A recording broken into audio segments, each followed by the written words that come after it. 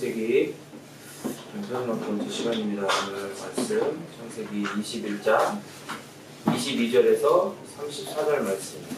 21장 22절에서 34절 말씀입니다. 이제 21장을 오늘 이제 마무리하게 될 텐데요. 오늘 본문은 아브라함이 그랄에서 나와서 그 근방 블레셋 지역에서 얼마 동안 머물렀다고 말을 하고 있습니다. 그리고 점점 동쪽 네게부 지역, 지금도 이스라엘 영토의 한 60% 정도를 차지하고 있는 게 네게부 광야거든요. 사막이라고 이야기하는데 지금도 네게부라고 똑같이 불러요. 그래서 그 지역으로 다시 옮겨가면서 유목 생활을 계속하고 있습니다. 아브라함은 하나님 앞에 순례자로 부름을 받았지요. 그래서 하나님께서 말씀하신 그 땅을 계속해서 순례하면서 그 순례자의 삶을 통해 하나님께서 부르신 자들은 결코 이 대굴대굴 세상에 정착하여 살 수 없는, 이 땅을 버타야 살 수 없는 하나님 나라의 시민권을 둔 자라는 것을 보여주시고, 그리고 그 시민권을 가진 자답게 하나님께서 믿음으로 의롭다 하신 자답게 그의 믿음을 그의 삶의 모든 것, 잘한 것만 있는 것이 아니라 대부분이 잘못하고 범죄하고 실수하고 하나님 앞에 정말로 불순종하고 불신했던 것들이 있지만 그 모든 것들을 통해 하나님의 그의 믿음을 견고하게 하셔서 결국엔 하나님께서 말씀하신 참된 순례자, 이 땅에 적을 둔 자가 아닌 하나님 나라 백성으로서의 어떤 그런 정체성에 합당한 모습으로 바꾸어 가시는 그러한 인생임을 증명하는 거죠. 그게 바로 아브라함의 인생이고 아브라함의 필그림으로서의 삶입니다. 그런 필그림들에게, 유목민들에게, 순례자들에게 가장 큰 문제는 우물이에요. 왜냐하면 어쨌든 여기가 이제 사막 지역이다 보니까 우물이 없으면, 물이 없으면 어쨌든 가축들도 그렇지만 자기가 먹고 사는데 큰 문제가 있잖아요. 바로 생명의 위협이 있기 때문에.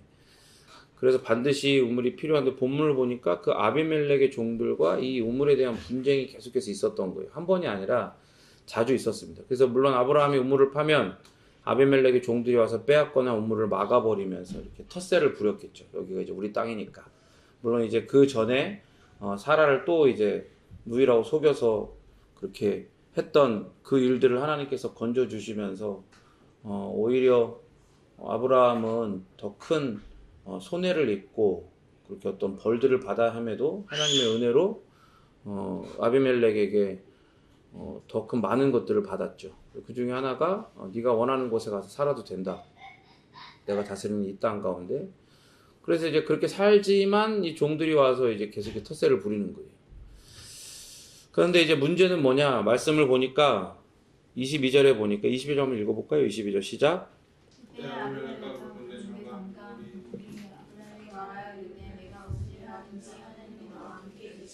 아비멜렉도 보고 있는 거예요, 그렇죠? 항상 신경이 쓰이죠. 왜냐하면 자기 이제 그 집뿐만이 아니라 나라가 하나님이라고 하는 그런 절대적인 신 앞에 멸망당할 뻔한 어떤 그런 큰 위기를 겪었기 때문에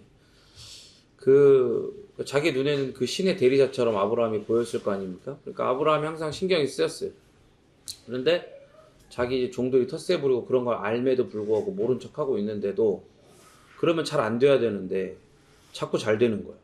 그걸 보니까 하나님이 정말로 이 아브라함이라는 사람과 함께 계셔서 그를 형통하게 하시는구나. 어떤 일이 있더라도. 그래서 아브라함이 날마다 번성하는 거죠. 그걸 계속해서 경험하고 보는 거예요. 그래서 하나님이 그와 함께한 결과라는 걸 고백할 수밖에 없었던 겁니다. 그래서 아비멜렉은 이런 아브라함과의 관계가 나빠져서 좋을 것이 없다고 생각을 하는 거예요. 자꾸 이제 그 밑에 부하들이 시켰는지 안 시켰는지는 잘 모르겠지만 분명히 알고 있음이 분명합니다. 그래서 나중에 변명을 하긴 하지만 알고 있으면서도 이제 그런 부분들이 어느 정도 이제 좀 도가 지나쳤다 혹은 이게 계속해서 이렇게 됐다가는 그 하나님이 또 나와 내 나라를 또 가만히 두지 않을 수도 있겠다라는 그런 두려움이 들어서 아브라함을 찾아와서 그 관계가 다시 회복되기를, 그러면서 또 이제 말을 하는 걸 들어보면 아브라함과의 관계가 좋으면 자기도 하나님께 어떤 복들을 받을 수 있지 않을까라는 그런 마음들을 갖고 있는 게 보여요. 그러면서도 이제 자기가 이제 가오가 있잖아요. 왕으로서의 어떤 그게 있기 때문에 그 군대 장관 비고를 함께 데리고 아브라함을 찾아옵니다. 그러면 이제 군대 장관이 왔다는 얘기는 뭐겠어요? 이미 대기하고 있다는 거죠. 그 군대들이 뭐 멀리서 어디서든 대기하고 있다는 얘기입니다. 그때 아브라함이 상당히 동쪽으로 옮겨왔어요. 그래서 부엘세바라고 일컫는 그 지역쯤에서 거주하고 있었던 곳으로 여겨지는데, 이제 아비멜렉이 여기까지 찾아왔다? 그거는 아브라함에 대한 소문이 그만큼 넓게 퍼졌다는 걸 의미하죠. 그러니까 아비멜렉 한 사람만이 아는 게 아니라 그 지역에 있는, 가나안 지역에 있는 모든 사람들이 아브라함을 형통하게 하시는 하나님의 존재에 대해서 인지하기 시작한 거예요. 그래서 먼저 아비멜렉이 아브라함을 찾아와서 네가 하는 모든 일에 하나님이 함께 하신다라는 고백을 하는 거죠. 그러면서 아비멜렉은 서로에게 거짓되게 행하지 말자라고, 그렇게 맹세해라 라고 이야기를 해요. 여기서 말하는 거짓되게 행하지 않는 것은 원문을 살펴보면 친절하게 행하는 걸 이야기해요. 그리고 친절하게 행한다라고 하는 건 서로를 해하려고 다투지 말자는 것이죠. 화평하게 지내자는 것이죠. 그래서 뭐라고 합니까? 내가 너에게 후대한 것처럼 너도 나를 후대해라. 그렇게 이제 이야기를 하죠. 근데 여기서 후대하다라는 이 원문은 우리가 잘 아는 단어인 헤세드예요. 헤세드. 헤세드 우리 하윤이 알죠? 헤세드. 인천에 가면 그 외할아버지가 자주 그 사주시는 해산물 초밥 뷔페가 이름이 헤세드예요. 목사님이라서 자꾸 거기 가시는지 모르겠는데 거기가 헤세드입니다. 근데 이 헤세드가 어떤 거냐면 원래는 강한 자가 약한 자에게 베푸는 은혜를 헤세드라고 하는 거예요. 그래서 하나님께서 베푸시는 은혜를 뜻하는 단어로 구약에서 자주 사용이 됩니다. 그래서 아비멜렉이 지금 뭐라고 하는 거예요? 내가 너한테 먼저 강자로서 약자인 너에게 은혜를 베풀지 않았냐, 헤세드를 베풀지 않았냐라고 주장을 하는 거예요. 근데 객관적으로 봐도 어느 정도 그런 면이 있죠. 왜냐하면 20장에서 아브라함한테 속았는데, 그렇죠? 속았는데 벌을 주거나 이렇게 뭘 하지 않고 오히려 아내 사라를 돌려주고 많은 재물과 은전까지 주고 그 땅 어디서든지 살 수 있도록 허락까지 해주잖아요. 그러니까 헤세드라고 말할 수 있을 만해요. 왕이기도 하지만 정말로 그런 은혜를 베풀기도 했어요. 그래서 아비멜렉은 내가 너한테 한 것처럼 너도 나한테 그렇게 해야 되는 거 아니냐라고 요구하는 거예요. 그리고 자기에게 뿐만이 아니라 내 후손들에게까지 그렇게 해달라라고 요청을 하는 겁니다. 그리고 그렇게 하겠다는 단순한 대답 대신 아브라함한테 어느 정도까지 이거를 확답받고 싶어 하냐면 하나님을 가리켜 맹세해라 라고까지 요구를 하죠. 23절 읽어볼까요? 23절 시작.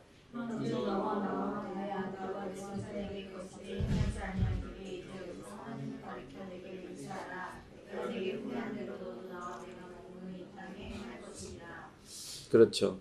이 본문을 보면 아타, 헤나라고 되어 있거든요. 그게 지금, 여기서라는 뜻이에요. 그러니까 here and now라고 할 수 있죠. 그러니까 지금 여기서 당장 하나님의 이름으로 맹세를 해라. 후대할 걸. 너도 나와 내 자손들에게 헤세드 할 것을 맹세해라.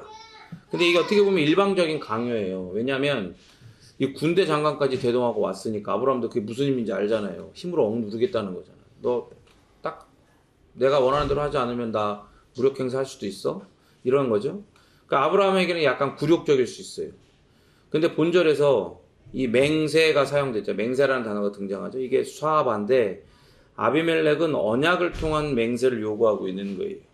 27절을 보면 그런 부분들이 나와요. 그러니까 아브라함에게는 이 언약이 기분이 나쁜 거예요. 왜냐하면 일반적으로 언약이라는 걸 맺을 때는 보통 동등한 관계에서 맺지 않아요. 전쟁을 해서 승리한 나라의 그 왕이 그 높은 위치에서 패전국의 왕을 세워놓고 일방적으로 유리한 조건을 체결을 하는 거죠. 예를 들어서 내가 너한테 자비를 베풀어서 10만큼 주겠어. 너는 패자니까 나한테 100만큼 줘야 돼. 이게 좀 약간 불공정하잖아요. 그래도 어때요? 이게 진 거니까 이거 싹 그냥 죽여버려도 할 말이 없는데 100 주고 살려주고 대신 나도 10 주겠다 이런 얘기잖아요. 그러니까 그때 언약을 맺는 거예요. 그런 식으로 조약을 맺는 거예요. 우리가 잘 아는 것처럼 고대 근동지방에 언약을 맺는 그 행태는 어떻게 해요? 그 동물을 죽여가지고 반으로 갈라서 그 사이를 지나는 거예요. 그러니까 만약에 이 조약을 어기면 그는 이렇게 되는 거다라는 것도 서로 약조를 하는 거죠. 그러니까 어쨌든 언약 자체가 불평등한 관계에서 맺어지는 거란 말이죠. 그러니까 아브라함이 이 언약을 맺어라. 아비멜렉이 하나님의 이름으로 지금 여기서 지금 여기 히어앤 나우 여기서 지금 언약을 맺어라 라고 하는 거는 기분이 나쁜 거예요. 자기가 더 높다는 걸 나타내는 거죠. 그러면 아브라함이 경험들이 있잖아요. 그죠? 아비멜렉이라고 한 나라뿐만이 아니라 이거보다 더 큰 나라의 그 동맹국까지도 누구의 도움도 받지 않고 하나님 이름으로 쫓아가서 다 물리쳤던 기억도 있고 여러 가지 기억들이 있단 말이에요. 그리고 자기는 지금 여기서 이 동네에서 이 지역에서 하나님의 백성, 하나님의 대리자로 소문이 난 사람인데 자기도 어느 정도 이렇게 명성이 있는데 이걸 이렇게 취급한다? 그럼 어떻게 보면 나 개인으로는 그럴 수 있지만 하나님의 이름이 먹칠이 되는 거라고 생각을 할 수도 있는 거예요. 그래 어쨌든 아브라함이 알았다. 그런데 아브라함이 그걸 다 받아들이는 게 아니라 바로 상대방의 잘못도 분명히 따집니다. 21장 25절 읽어볼까요? 시작. 아비멜렉의 종들이 아브라함의 우물을 빼앗으려 했나요? 아브라함이 아비멜렉을 책망하니. 네, 아브라함이 아비멜렉을 책망해요. 뭘 책망해요? 아비멜렉의 종들이 우물을 빼앗은 걸 책망하는 거예요. 여기에 빼앗다라는 원어가 가잘인데 이 가잘이 하나님과 잘하는 겁니다. 형들이 뭐 맛있는 거, 뭐 재밌는 거 갖고 있잖아요. 이렇게 보고 있다가 몰래 싹 가요. 가다가 탁 낚아채고 엄마! 그러기 전에 확 먹어버려.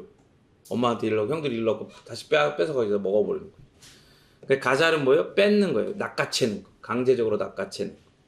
아비멜렉은 자신은 그런 적이 없다. 난 그걸 몰랐다. 이렇게 변명을 하죠. 근데 모르는 게 말이 안 되는 거예요. 그죠? 그 앞장에서 아브라함이 사라를 돌려받으면서 아비멜렉에 궁색한 변명을 했잖아요. 아, 근데 진짜 내 그 아내 맞다. 그 아내는 내 누이 맞지 않냐. 그래서 궁색한 변명을 했어요. 그런데 이제 갑자기 이 책망 한 번으로 아비멜렉이 아브라함에게 그런 변명을 하는 거죠. 자기가 그 일에 대해서 듣지 못했고, 너도 나한테 알리지 않았냐, 알리지 않지 않았냐, 이렇게 얘기를 하는 거예요. 그러니까 말도 안 되는 걸 우기는 거예요. 그 책임을 아브라함에게 돌리는 거죠. 그러니까 이 한마디로 아비멜렉이 강자의 위치에선 일방적인 상황이 아니게 되는 거예요. 뒤집는 거예요. 어떻게 되는 거예요? 아비멜렉은 위에서 이렇게 찍어 누르려고 했는데 아브라함이 네가 잘못한 걸 너도 알지 않느냐는 그 한마디로 대등한 위치에 서서 이 언약을 맺는 겁니다. 그래서 두 사람이 평등한 위치에서 언약을 맺었다. 그래서 오늘 본문은 카라트 베리트라고 해요. 상호 관계를 맺는다. 그래서 전혀 모르는 사람이 새로운 관계에 들어가는 게 아니에요. 양자는 이미 다 알고 있었어요. 근데 그 둘 사이에 문제가 생기잖아요. 아비멜렉의 종들이 아브라함의 우물을 계속해서 강제로 빼앗고 막아버리고 텃세를 부렸어요. 그럼에도 불구하고 아브라함이 형통한 걸 보고 아비멜렉이 그 이유가 하나님이 그와 함께 계시기 때문인 걸 더더욱 확신하죠. 그러니까 이렇게 서로가 계속 나쁘면 자기한테 결국엔 해가 돌아올 거라는 거예요. 하나님이 자기를 가만두지 않을 거라는 두려움이 엄습해 온 거예요. 20장에서 아비멜렉은 이미 그걸 경험했잖아요. 그래서 찾아와서 언약을 맺자고 한 거예요. 현재 상황에 우리가 이렇게 또 사이가 나빠지지 말고 원래의 관계로 돌아가자. 그렇게. 그래서 아브라함은 언약을 체결하면서 양과 소를 아비멜렉에게 줍니다. 또 언약을 맺는 자가 선물을 서로 교환하는 거예요. 그런 증표로서. 물론 아비멜렉이 뭘 줬는지는 기록되어 있지 않아요. 뭐 중요한 게 아니니까. 그런데 아브라함이 7마리의 암양 새끼를 따로 떼놓았어요. 여러분, 암양이 중요할까요? 순양이 더 중요할까요? 암양이 중요하죠. 그러니까 예를 들어서 잡아 먹거나 뭐 제사를 드릴 일이 있어도 순양을 잡죠. 암양보다. 왜? 암양은 젖도 짜고 새끼도 낳을 수 있기 때문에. 근데 아비멜렉이 이걸 보고 이상하게 생각하는 거예요. 야, 이거 왜 이렇게 하냐? 물어보는 거예요. 굳이 이거를 7마리나? 그것도 암양을? 그러니까 아브라함이 그걸 그에게 딱 주기 위해서 가져왔다. 그런데 그냥 줄 의사가 없는 거예요. 이게 뭐냐? 이거 30절 읽어보겠습니다. 시작. 아브라함이 이르되 너는 내 손에서 이 양양들의 이를 받아 내가 이 이름을 천지를 삼으라 하고. 그렇죠.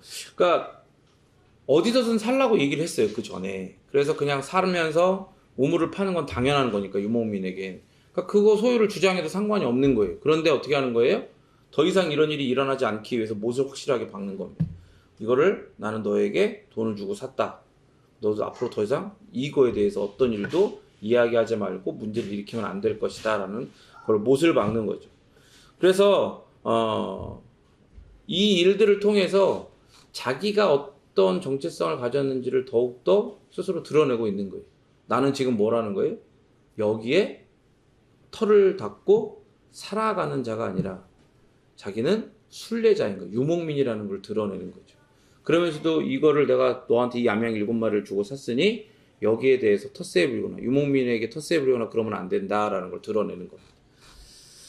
그래서 아브라함은 그곳 이름을 뭐라고 불러요? 31절에 부엘세바라고 부릅니다. 그게 부에르쉐바라는 건데 이게 맹세의 우물이라는 뜻이에요. 그곳에서 양자가 언약을 맺으면서 맹세하였다는 뜻이죠. 서로 해치지 말자는 약속이고 우물의 소유권을 인정한다는 맹세인 거죠. 그래서 양자 간의 어떤 그런 틀어질 뻔했던 관계가 다시금 회복이 됩니다. 그리고 아비멜렉과 군대 장관 비골도 자기 땅 블레셋으로 돌아가지요. 그러고 나서 아브라함은 뭐 했어요? 거기에 에셀이라고 하는 나무를 심어요. 그리고 거기서 여호와의 이름을 부릅니다.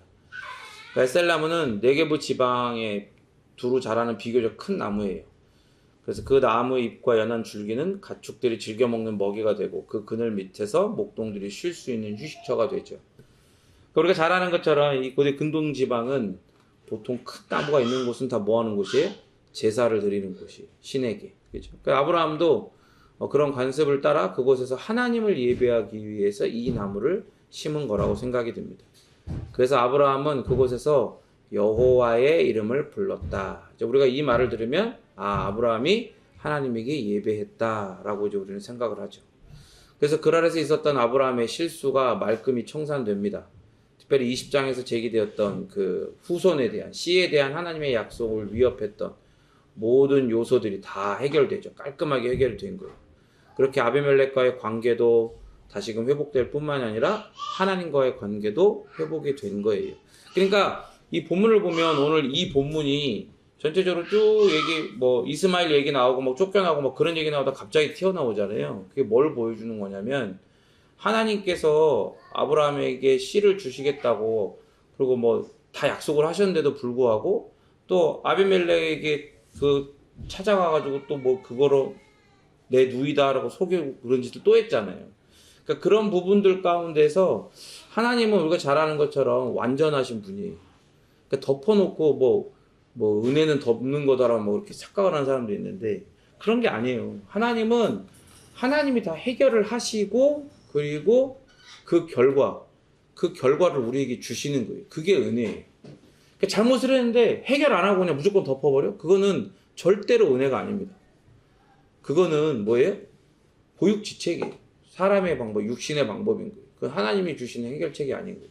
그러니까 하나님께서 이런 일들을 왜 허락하셨냐? 아비멜렉을 또 보내시고 또 이런 것들을 언약을 맺게 하신 이 모든 것들은 자기가 뿌려놓은 그 모든 잘못들을 하나님께서 그렇게 은혜 가운데 해결하시는 것들을 보여주는 거예요. 그리고 최종적으로 누구와? 하나님과의 관계가 그렇게 다시금 회복되어져야 한다는 걸 보여주시는 거예요. 하나님을 믿지 못하고 그 약속을 믿지 못하고 또 아내를 누이라 속이고 팔려고 했던 그 아브라함의 실수와 잘못이 정말 하나님과의 관계 가운데 다시금 회복되기 어려운 잘못으로 여겨질 수도 있잖아요. 그리고 실제로 그게 맞죠. 근데 하나님이 이 일을 이렇게 해결하시는 거예요. 그들의 마음 가운데에 아비멜렉의 마음 가운데 그런 두려움들을 주시고 그런 일들을 행하게 하셔서 결국엔 하나님이 그 모든 것들을 해결하시고 아브라함과 하나님의 관계까지도 회복하게 하셔서 그곳에서 하나님의 이름을 부르게 하시는 겁니다. 이 21장을 통해서 하나님께서 말씀하시는 것이 여러 부분이 있습니다. 다시금 살펴보면 노년의 아브라함과 사라가 아들을 낳았죠. 하나님께서 자신이 그들에게 그들에게 주신 약속을 이루신 거예요. 하나님이 사람의 생각으로 상상할 수 없는 나이에 자신들조차 자기는 죽은 것 같다라고 여기고 있던 때에 얻은 아들이었어요. 그러니까 우리가 이것들을 통해 이야기했죠. 하나님은 사람은 할 수 없지만 하나님께서는 할 수 있다. 아니 반드시 하신다는 걸 우리는 배웠습니다. 그것뿐만이 아니라 하나님은 당신의 약속을 반드시 지키신다는 것도 이 모든 일들을 통해 알려주셨죠. 종말에 대해서도 여러분 많은 일들이 예언되어 있습니다. 여러분 믿으십니까? 예수님이 이 땅에 다시 오실 것을 믿으세요? 여러분 예수님이 이 땅에 다시 오실 때 하하호호 하면서 오시는 게 아니에요. 그걸 아셔야 돼요. 성경은 예수님이 분명히 심판자로 오신다고 그랬어요. 그때 그래서 예수님을 알지 못하고 혹은 예수님을 믿지 않았던 자들은 하나님의 눈에 불법만 행하던 자들은 뭐라고 하냐? 저 산이 번쩍 들려가지고 나를 한 방에 찍어 눌러서 그냥 죽게 해달라. 그런 고백을 하게 될 거라고 그날이 얼마나 두려울지에 대해서 성경은 미리 알려주고 있습니다. 그러나 그럼에도 불구하고 여러분 이 종말은 반드시 이루어집니까? 안 이루어집니까? 자신이 없죠? 안 이루어졌으면 좋겠죠. 그냥 여기서 하하호 하면서 그냥 백날 첫날 그냥 이렇게 살면서 맛있는 거 먹고 좋은 거 보고 좋은 일을 하면서 막 그렇게 살고 싶죠. 그렇게 안 된다는 거예요. 하나님은 당신께서 하신 약속을 반드시 이루십니다. 왜냐하면 이걸 아셔야 돼요. 그러니까 하나님은 시간을 창조하신 분이기 때문에 영원의 시선으로서 하나님이 뭔가 약속을 하실 때는 그 약속을 당신의 모든 성품과 속성들을 통해 능력을 통해 이루시는 그 장면들을 이미 거기서 보고 계시는 거예요. 그러면서 지금 이 지점 here and now 여기에서 지금 그 약속을 하고 계시는 거라 이 말이죠. 그 하나님께서 하나님의 백성들을 통해 특별히 또한 예수님을 통해 종말에 대해 말씀하신 그 모든 일들은 반드시 이루어집니다. 그런데 누구만 알아요? 그 날이 언제일지? 아버지 하나님만 아시는 거예요. 사람들은 그런 일들이 일어날 수 없다고, 아니 일어나면 안 된다고, 아니 말도 안 된다고 여러 가지 것들을 생각을 하겠죠. 그렇지만 그것이 불가능한 일인 것 같아도 하나님은 하나님께서 하신 약속을 이루신다는 걸 믿고 살아야 된다는 걸 우리 21장을 통해서 배웠습니다. 또 아브라함은 아들의 이름을 이삭이라고 했죠. 이삭이라는 이름에는 양면적인 의미가 있어요. 단순하게 기쁨과 감사, 찬양의 웃음만이 있는 것이 아니라 불신앙의 웃음도 그 이름에 포함되어 있는 거예요. 특히 사라는 아이를 낳고 하나님이 나를 웃게 하시니 듣는 자가 다 나와 함께 웃으리로다 라고 하면서 하나님께서 자신에게 큰 기쁨을 주었음을 노래하죠. 우리도 열방의 어미인 사라와 같이 우리에게 이삭이 예표하는 예수님을 주신 것을 찬양합니다. 약속의 아들을 주신 하나님, 이삭뿐만 아니라 예수 그리스도를 우리에게 주신 그 하나님을 더욱더 기뻐하며 찬양해야 되지 않겠습니까? 그렇죠. 찬양해야겠죠. 그러면 그렇게 하나님을 가장 기뻐하며 찬양하는 가장 적극적인 행위가 뭘까요? 적극적인 행위. 예배 시간에 찬양 시간을 더 많이 늘리는 거. 예배하는 거. 그것도 그렇죠. 근데 그런 부분들이 더 적극적으로 드러나는 행위는 예수님을 전하는 거예요. 예수님 아직 알지 못하는 이들에게. 왜냐하면 이삭이 예표하는 예수 그리스도를 우리에게 주시고 나에게 주셨잖아요. 그 예수님이 나를 만나 주셨잖아요. 그죠? 그 예수님을 누구도 만나야 되는 거예요. 하나님이 나와 관계 맺게 하시고 나에게 보여준 이 사람도 만나야 되는 거예요. 그래서 그도 나와 함께 그 하나님을 찬양하게 해야죠. 또한 본문을 통해 하나님은 이삭을 언약의 후사로 삼으시고 이스마엘은 아버지의 집에서 떠나가게 하십니다. 근데 이걸 보면 정말 안타깝잖아요. 인간적으로 보면. 그리고 뭔가 이렇게 막 잔뜩 주어지고 떠나보내는 것도 아니고 양심이 없는 것 같잖아요. 아브라함은 바로한테도 그렇고 아비멜렉한테도 그렇고 사기 쳐놓고 하나님의 은혜로 고서 엄청나게 많은 재물을 뜯어내고 막 그래놓고 자기는 자기 씨인데 그 자기 자식을 그 자기가 이제 그 첩으로 삼았던 하갈과 함께 어떻게 한 거예요? 그냥 쫓아내보는 거예요. 돈 한 푼 안 주어보내고 겨우 그냥 조금 먹고 마실 거 당장 어깨에 짊어지고 갈 만큼 그거 주고 쫓아보낸 거예요. 그런데 이 말씀을 통해 우리는 뭘 깨닫냐? 이 하나님의 주권적인 선택이라는 거예요. 하나님은 자신의 기쁘신 뜻대로 누구는 택하고 누구는 버리십니다. 로마서 9장에서도 이렇게 이야기해요. 토기장이가 귀한 토기와 천한 토기를 만들 권한이 있듯이 하나님께서도 선택하실 권한이 있다는 거죠. 근데 이걸 가지고 야 하나님 너무한다라고 생각하는 건 이미 하나님을 나와 같은 자리로 나를 하나님과 같은 위치로 끌어올려서 무의식적으로 생각할 때 나오는 결론인 거예요. 하나님이 어떻게 이럴 수 있어? 어떻게 사람한테 이럴 수 있어? 그건 하나님을 우리와 거의 동일한 존재로 동등한 존재로 생각하기에 그런 우를 범하는 겁니다. 선택하든 버리든 그 신학적으로 유기한다고 하는데 선택이든 유기든 그건 누구의 권리예요? 하나님의 권리예요. 하나님의 주권이에요. 우리가 이래라 저래라 얘기할 수 있는 게 아니라 이 말입니다. 그래서 그 어느 누구도 그 선택에 대해서 항의할 수가 없어요. 오늘도 하나님은 어떤 사람은 택하시고 어떤 사람은 버리시죠. 그런데 중요한 게 있어요. 그 선택과 유기를 하나님의 선택과 유기잖아요. 그러면 누가 판단해야 돼요? 하나님이 판단하시는 거예요. 그 판단도 하나님이 하시는 거예요. 결정을 하나님이 하시잖아요.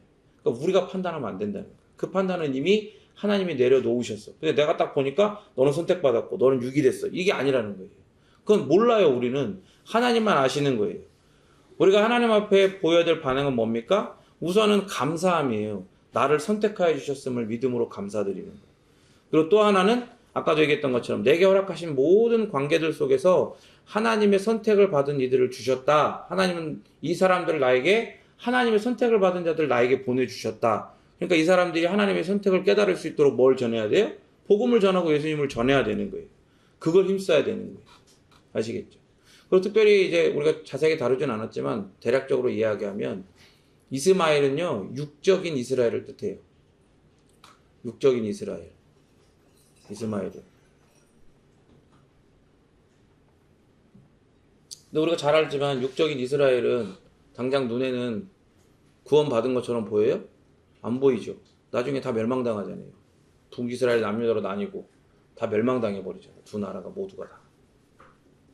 근데 그 본문들에서 보면 그 하갈과 또 이스마엘을 또 지칭하는 거 여러 가지 이름들이나 이런 여러 가지 것들을 보면 하나님께서 그들을 버리신 것이 아니라 하나님이 그들을 또한 하나님의 때에 다시금 회복시키고 구원하시는 것들을 볼 수가 있어요. 그래서 이제 육적인 이스라엘은 이스라엘로서 구원받은 게 아니에요. 그렇죠? 그러나 그들 가운데서도 예수 그리스도를 믿는 자들은 영적인 이스라엘, 우리와 같은 영적인 이스라엘로서 구원을 받을 수 있죠. 그런 여러 가지 부분들이 이 본문에서 드러나는 겁니다. 마지막으로 21장을 통해서 우리는 광야에서 죽음의 문턱에서 부르짖는 하갈과 이스마엘의 기도를 들으시고 여호와께서 응답하시는 걸 보게 됩니다.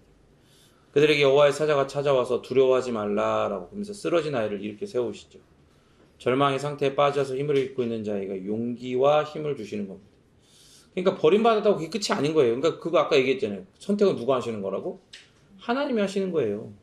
그러니까 하나님이 주신 약속이 있어. 근데 그것을 아브라함이 불신해가지고 이런 일들을 저질러서 그 결과가 이스마엘이라는 존재로 드러나게 되는 거잖아요. 그러니까 어쨌든 이스마엘은 하나님이 약속하신 씨가 아니기 때문에 쫓겨나는 거예요. 그러나 그렇다고 해서 하나님 어떻게 그럴 수 있어가 아니라 하나님이 어떻게 대하시는지를 보세요. 절망의 상태에 빠져가지고 힘이 없이 이제 죽을 수밖에 없는 자에게 찾아와서 용기와 힘을 주시고 그리고 또 복을 주시죠. 이스마엘의 후손이 번성할 거란 복을 주십니다. 그러면서 또 이제 또 드러나는 건 우리가 저번에 이제 그 이 위에 단락 본문에서 이 하갈이 이집트 여자잖아요. 그래서 어떻게 해요? 그 아들에게 이집트 여자를 아내로 준단 말이에요. 구해준단 말이에요. 그걸 보면서 결국에는 하나님의 은혜가 없이는 그 하나님의 백성으로서 이제 살아갈 수 없다는 것을 보여주는 거예요. 어쨌든 그렇게 하나님은 연약한 자의 부름에 응답하시고 힘을 주시고 복 주시는 이심을 믿어야 한다고 오늘 21장은 이야기하고 있습니다. 여러분들 21장을 보면서 어떤 마음들이 들었습니까? 우리 21장에 꽤 오래 머물러 있었잖아요. 한 3주, 4주 정도 계속해서 나눴던 것 같은데. 하나님은 이 모든 일들을 통해 여러분 이게 지금 그걸 아셔야 돼요. 이 아브라함이 등장하는 창세기 본문 가운데서 클라이막스의 바로 그 시작점입니다. 이제 이 22장에서 아들 그 이삭을 모리아산에서 하나님의 명령대로 번제로 드리려고 하는 그 장면들이 나오거든요. 그 바로 밑에 지점인 거예요.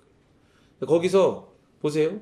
그동안 아브라함이 벌려놨던 모든 일들이 이제 여기서 한꺼번에 다 해결되기 시작하는 거예요. 아브라함이 그동안 이렇게 벌려놨던 모든 것들이 그래서 그 깨어진 모든 관계들이 다 회복이 됩니다. 그런데 거기에도 아브라함이 한 게 있어요, 없어요? 아브라함이 한 게 아무것도 없어요. 하나님이 하시는 거예요. 하나님. 그렇게 우리도 우리의 삶 가운데에 우리의 삶의 주인이 나라고 생각하지 마시고 우리가 은연중에 그렇게 생각할 수 있잖아요. 내가 내 삶의 주인이라고 생각할 수 있잖아요. 그렇지만 우리의 삶을 우리를 하나님의 백성이요 그리스도 안에서 우리를 하나님의 자녀로 부르신 것은 내가 그렇게 찾아간 게 아니고 하나님이 나를 그렇게 부르시고 세워주신 거예요. 그리고 하나님이 그 부르심과 세우심에 합당한 모습으로 우리를 그 은혜 가운데서 이끌어가고 계십니다. 때마다 시마다 아브라함에게 경험하게 하셨던 이런 은혜의 회복들을 경험하게 하실 거예요. 그래서 결국에는 아브라함이 그 믿음이 견고하여져서라는 판단을 듣도록 하신 것처럼 우리를 향하여 하나님께서 그 부르심과 우리에게 주신 정체성에 합당한 모습으로 우리의 믿음이 견고하여지도록 우리를 인도해 가십니다.